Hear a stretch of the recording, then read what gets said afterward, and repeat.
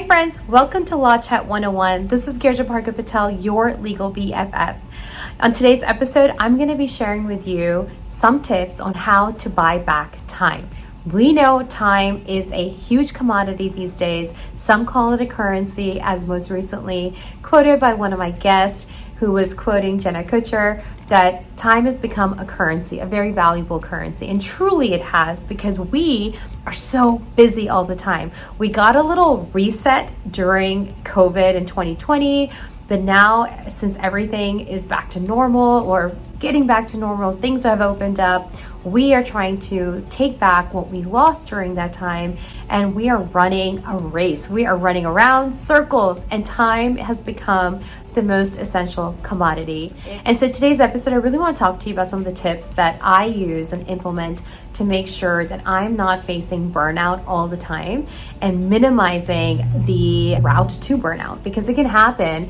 And so some of these tips I have literally learned from other industry peers, or I have learned from coaches, or I have learned just from listening to podcasts. They're definitely not everything that I have created on my own, but it's stuff that I actually use and tools that I use in my daily life, where I try to minimize the burnout, and I also really have a lot more time than I think I should be having, or others think that I have, because a lot of times the question that I get is, how do you do it all? How do you do it all?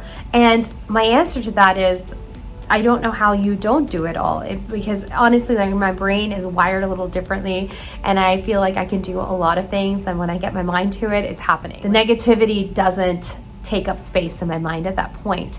But definitely it can be stressful. Definitely I can be on the verge of burnout or the verge of having some type of a breakdown at times too, just because I'm not managing my time properly. And that is what can be the demise of certain types of mindsets, or leading me down a path that can become really dark very quickly. And so today I wanted to share with you, as entrepreneurs, as people who are working on their business, running their businesses, and also parallel running a life, whether that is parenthood, whether that is a married situation, or taking care of elderly, or taking care of anybody else in your family. There's a lot happening in many people's lives, regardless of whatever familial situation you might be in, or what type of a social situation you might be in. So aside from working in your professional life, there's always parallel things that are happening. And so I usually really lean into these skill sets and these tools in order for me to have a far more present situation and a more peaceful situation as well. So let's get started. My number one tip when it comes to managing time and taking back that time is really trying to figure out what is the most important task that you are doing throughout the week or on a monthly basis. So you can zoom out a little bit more than just a week. The idea is to see what are some tasks that you have to do, tasks that nobody else on your team or nobody else can do but you. Those are things that are non-negotiables, and you have to do them. So whether that is a personal level task, or whether that is something that is in the professional sense. Like, for example, I like to pick up my kids. That is not something that I have to do, but that's something I absolutely want to do. And so that becomes a non-negotiable unless there is something that is happening that is overarching everything else that's going on in my life at that point, or if I'm out of town or whatever. But generally, picking up the kids is a non-negotiable for me. And so those are some of the things. So it's not only just things that only you can do, but things that you want to do. So write those down, see how they fit into your schedule, see what's going on, and see the time frames that those things are fitting in. So again, zooming out of your schedule and seeing the stuff that you really want to do and the stuff that you have to do and you cannot delegate to somebody else as well. Which then takes me to number 2, delegation. It is so important to delegate the work that you don't have to do, or the work you don't want to do. Why? Because there might be somebody else that does it better, they're more efficient at it, and they're more productive at it, which allows you that period of time that you would be working on it, whether it's weekly or monthly or once a year, but it helps you to free up that extra time, and you're freeing it up for doing things that you are better at. Things that you want to do and things that you have to do, or things that now are revenue earning for your business, things that are directly related to making money. And whether that is sitting down and contemplating, brainstorming, deliberating, or vision casting. That is also something that is very important as owners of your business, to give yourself some space to do that. But a lot of times that gets put into the back burner because we don't have time. And so if we can delegate certain work to others who are definitely more efficient at it and they can be more productive with that 1 hour, we need to give it to them, because quite frankly, there's certain things that take me far longer than an hour. But if I hire it out to somebody, my peace of mind is there, and plus they get it done quicker than I do. And that is everything sometimes. Number 3, in getting back your time and making sure that you can really live a healthier life, is to really shed the things that don't serve you anymore. What are the things that are not serving you in your life? What are the things that don't bring value into your life anymore, but you're still doing it? You're doing it because you want to please somebody else. You're doing it because it's an obligation, but it's not a necessary obligation. Take those things out of your life. You don't need to do them. And I promise you, when they're out of your life, you're going to feel less burden and like a weight lifted off. Number 4, batching. Okay, I say batching, and some of my team members are probably gonna be like, you're not good at it. I'm not good at it because I don't give it the time that I need to give it. But batching is everything, especially for like videos, things that take up time. I know that when I don't do my batch video recording, I get into absolute binds where I will have to either scrounge last minute or just say I can't do it. Because if I don't do it in the allotted time that I have in the week, it's hard for me to get to it in the other time periods because I just have other things that are happening during that week.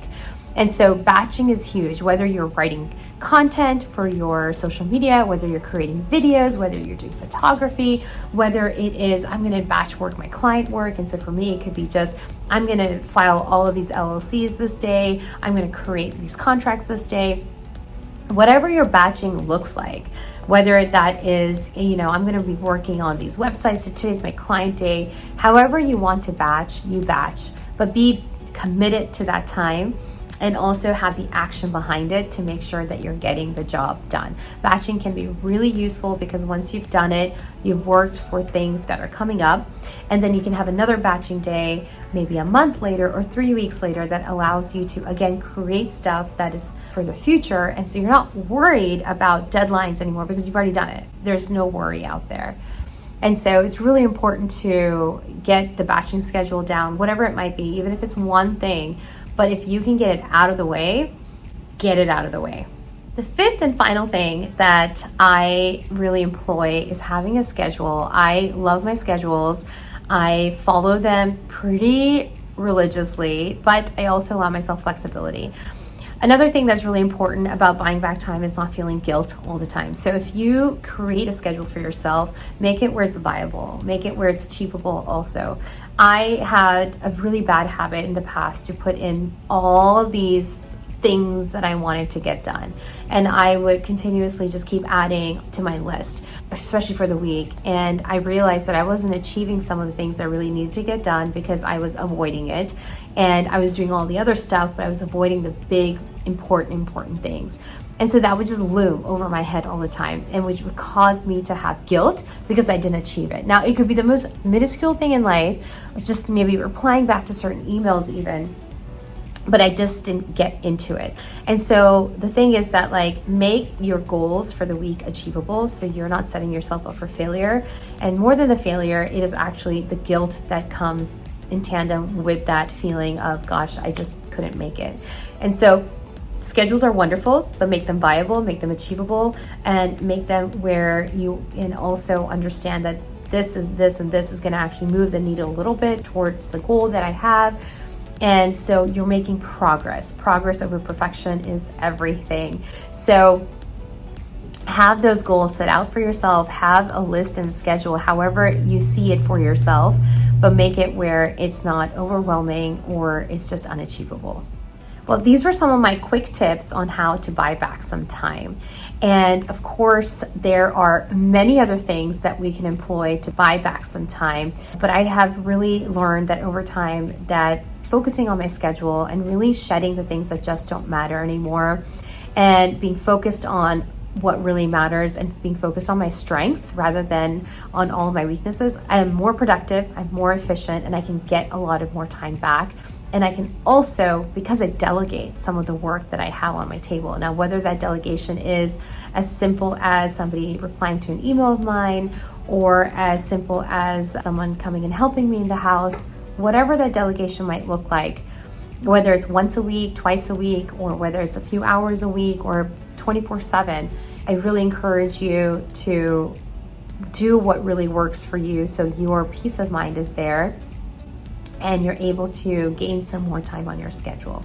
Wishing you really well for, I know the summer is coming up and I know a lot of people are trying to plan their summer holidays. So wishing you all a wonderful holiday in the summer that's happening.